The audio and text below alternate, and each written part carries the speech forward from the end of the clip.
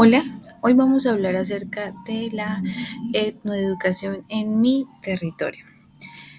Para poder hablar de la etnoeducación en los territorios, en este caso en el mío, me parece muy importante poder definir el concepto. Y el concepto que tomé como base es el que está representado en el Ministerio de Educación para la ley de educación que aplica a la etnoeducación, valga la redundancia. Se define como aquella que se ofrece a grupos o comunidades que integran a la nación y que poseen una cultura, una lengua, unas tradiciones, unos fueros propios y autóctonos, y esta educación debe ser ligada al ambiente, al proceso productivo, al proceso social y cultural, con el debido respeto de sus creencias y tradiciones. ¿Por qué me parece importante? Porque para poder saber cómo se plasma o cómo lo identifico, pues debo saber qué es. ¿Listo? Entonces, ¿cómo veo estas prácticas en mi contexto? Principalmente la etnoeducación surge como una necesidad a ese clamor o a esa respuesta de esas comunidades marginadas tradicionalmente. Sin embargo, hoy en día ya ella se hace presente en todos los contextos educativos de nuestro país. Yo vivo en una zona urbana, vivo en una ciudad que es medianamente grande y la etnoeducación, como yo la veo reflejada, es a través de todas las materias que, por ejemplo, hace unos años no existían como Cátedra de la Paz, que básicamente imparten una conciencia social en aquellos estudiantes que hacen parte de nuestro país acerca de la historia, de las decisiones que de pronto no fueron acertadas por algunas personas, de cómo no es la forma de poder lograr esos conceptos de equidad, de igualdad y qué debemos hacer como sociedad también para generar un mejor futuro. También se ve en las ciudades, sobre todo en las más grandes, en donde sí hay unas comunidades importantes de personas que han sido desplazadas, que han sido exoneradas de sus propiedades, de sus títulos, que por motivos de fuerza mayor se han visto obligadas a abandonar sus territorios y migrar a estas ciudades. Entonces, han habido proyectos muy chéveres como uno que se estudió dentro de la unidad y fue un jardín que hay en Bogotá que tiene un contenido ligado a las culturas étnicas indígenas. ¿Por qué? Porque había una gran comunidad de niños con características especiales de estas etnias que necesitaban una atención igualmente especial. Entonces, me parece que sí, que se está aplicando tanto en lo urbano como en lo rural y que es una estrategia que vale la pena seguir impulsando, que vale la pena seguir mejorando, porque definitivamente es lo que sigue, es el paso más a esa educación tradicional. Sin embargo, pues ya aplicándolo un poco más a el contexto como tal en el que yo me muevo, mi ciudad, entonces hoy yo veo que las entidades ya tienen unas normas establecidas a través del Ministerio de Educación de cómo regir programas, de cómo regir proyectos, de cómo impartir esos conocimientos para ambos casos, para lo rural y para lo urbano. Y en lo urbano lo podemos ver como en la celebración de días muy particulares que tengan que ver con festividades nacionales,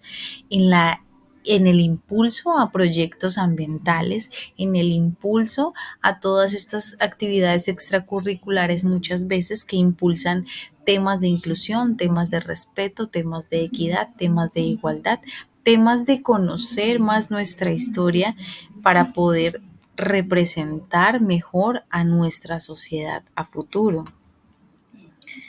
De ahí a que los valores de la etnoeducación se vean representados en estos pilares. Valores como la autonomía, como la participación comunitaria, la interculturalidad, diversidad lingüística y cohesión social. Todos estos nos van a servir de base y de partida para analizar, para valorar, para afirmar, para identificar nuestras etnias que finalmente son nuestros ancestros de una u otra manera, porque es importante empezar ese proceso de conciencia, ese proceso de conocimiento de dónde venimos para saber pues para dónde vamos. Entonces, como valores son lo que se requiere para la sociedad que vivimos en el mundo de hoy. Digamos que ya el modelo occidental, un modelo más catedrático, un modelo más cerrado, pues digamos que los frutos que podía dar ya los dio. Y ahorita hace falta eso, una innovación, un contenido más personalizado de acuerdo a la comunidad a la que se le vaya a impartir. Y por medio de la educación se está haciendo ese camino, se está logrando eliminar esa brecha que había y poder empezar a fortalecer todos esos procesos de aprendizaje. Esta imagen me parece muy bonita porque refleja todos los posibles entornos que podemos ver en una misma aula de clases, por ejemplo, y sobre todo en las ciudades como grandes como en las que yo estoy, ya que debido a problemáticas sociales, a problemáticas económicas, vemos una migración de altas personas de otras culturas, de otras ciudades, que vienen en busca de pronto de una mejor oportunidad y que se mezclan en el entorno de la ciudad. Entonces, es muy importante poder determinar esto, reconocerlo y como docente en este caso poder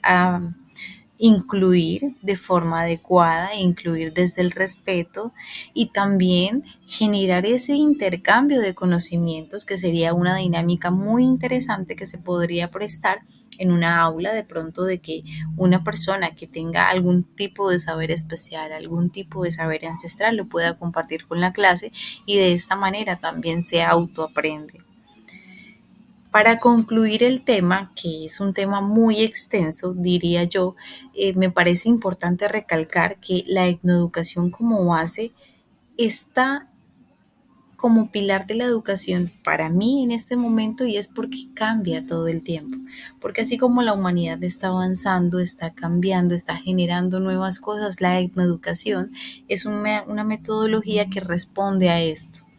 que va a responder particularmente a cada necesidad que un pueblo o una comunidad necesite y que aparte tiene unos pilares que se acomodan a la sociedad ideal que deseamos a futuro, que sea justa, que sea equitativa, que sea igualitaria, que sea próspera en todos los posibles sectores que hayan, porque la idea no solo es aplicarla en lo rural, sino que también en las zonas más urbanas. Entonces es un modelo que hace que todos seamos partícipes y que todos podamos también tener los resultados de esa buena práctica y que además por su carácter de respeto, por su carácter de inclusión, no va a romper, no va a dañar lo que ya está, sino desde lo construido empieza a mejorar. Comparto las referencias bibliográficas en las cuales me basé para desarrollar este contenido